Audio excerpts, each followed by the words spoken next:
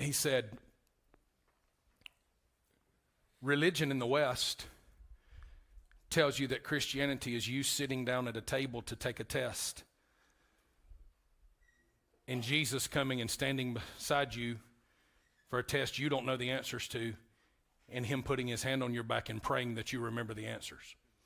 It's good. That's good news.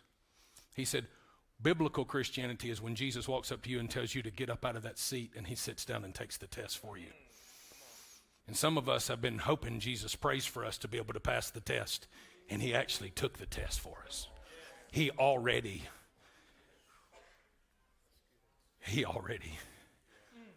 he knew I couldn't pass the test.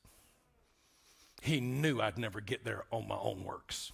He knew I'd never be able to bench press my way into what he called me to.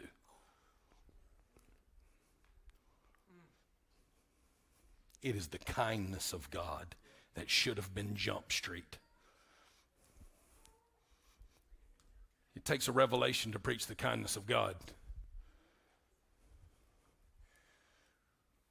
It takes no revelation to preach die to yourself again and again and again and again and again. Self-effort. 100% self-effort. We got people who are spiritually trying to abuse themselves into good behavior. And I'm telling you, any leader who's telling you that is not legitimately free. Because when I used to tell people that, I was not legitimately free. And you need to run from any voice who's telling you that the answer for you is hate self.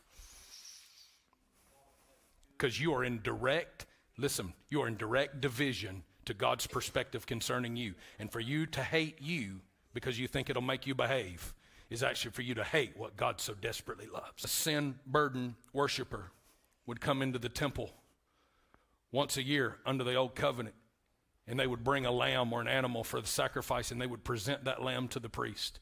The sin-burdened worshiper would present the lamb to the priest. Never, ever, not once did the priest ever examine the worshiper.